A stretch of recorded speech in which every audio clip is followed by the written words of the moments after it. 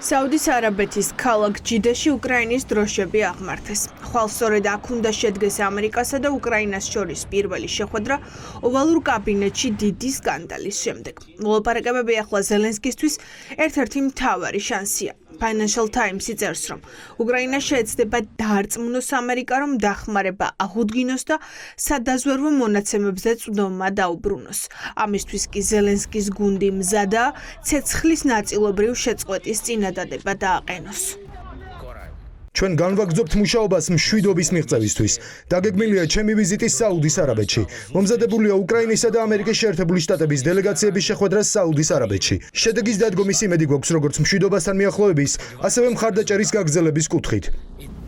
რას გულისხმობს ცეცხლის ნაწილობრივ შეწყვეტა? უკრაინა მზად არის შეწყვიტოს დრონებითა და რაკეტებით შორ დისტანციაზე შეტევა და შავ ზღვაში საბრძოლო მოქმედებები. უკრაინელი ჩინოვნიკები ამბობენ, რომ კიევს ამერიკასთან ურთიერთობის მოგვარება სურს. ამერიკიდან მოლაპარაკებებში სახელმწიფო მდივანი მარკო რუბიო იქნება ჩართული. ტრამპს საუდის არაბეთში მოლაპარაკებების სერიისგან დიდი მოლოდინი აქვს. ამერიკის პრეზიდენტის თქმით, იქ იქნებიან რუსებიც. ბევრი შეხვედრა იგეგმება მათ შორის საუდის არაბეთში. იქ რუსეთიც იქნება წარმოდგენილი და უკრაინაც. ვნახავთ რის გაკეთებას შევძლებთ. ამ კვირაში უკრაინაში ძალიან ბევრი ადამიანი დაიღუპა. არა მხოლოდ უკრაინელები, რუსებიც. ამიტომ ვფიქრობ, რომ ყველა სურს ნახოს, რომ ეს სრულდება. ასობით ადამიანი დაიღუპა ქალაქებში. ეს უნდა გავაჩეროთ და ეს არასდროს მოხდებოდა მე რომ პრეზიდენტი ყოფილიყავი. საუდის არაბეთის შეხვედრისგან კარგ შედეგებს ველოდები. მჯერა რომ ამ კვირაში დიდ პროგრესს მივაღწევთ.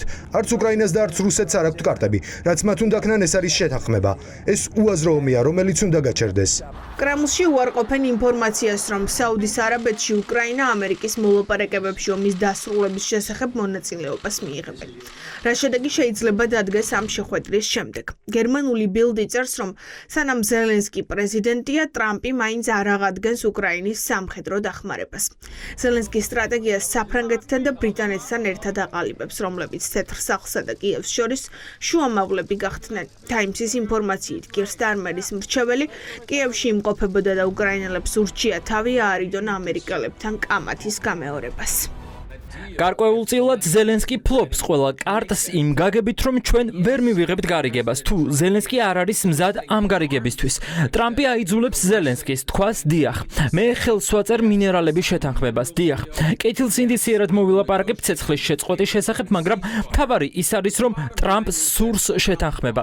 მას სურს ამ ომის დასრულება და ის ვერ მიიღებს ამ შედეგს, თუ ზელენსკი არ დათანხმდება და ამ მხრივ ჩვენ ნამდვილად განვიხილავთ მოლაპარაკებას და არა სიტუაციას, როდესაც ტრამპი ფლობს ყველა კარტს. მას ჭირდება ზელენსკი თავის მხარეს, რომ გარიგება მიიღოს. უკრაინის დელეგაციას უხელმძღვანელებს პრეზიდენტის ოფისის ხელმძღვანელი ანდრი ერმაკი. არადა მოლაპარაკებების წინა დღეს თავად ზელენსკი საუდის არაბეთის დედაქალაქში გაემგზავრა. 11 მარტს შეხვედრაზე რუსეთსა და უკრაინას შორის ცეცხლის შეწყვეტისა და სამშვიდობო შეთანხმების საკითხებზე უნდა იმსჯელონ. უკრაინამ გაუარესებული მდგომარეობის შემდეგ დათმობებზე წასვლა გადაწყვიტა, თუმცა რა შეთანხმება შეიძლება შედგას, ჯერ ისევ ბუნდოვანია.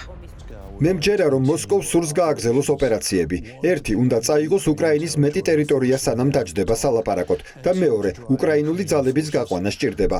თუ ადმინისტრაციას მიაჩნია გრძელვადიანი მშვიდობის მიღწევა, რომლის მიხედვითაც უკრაინას სუვერენული და დამოუკიდებელია, ეკონომიკურად ძლიერი და სიცოცხლისუნარიანი, მაშინ ის არასწორი გზით მიდის.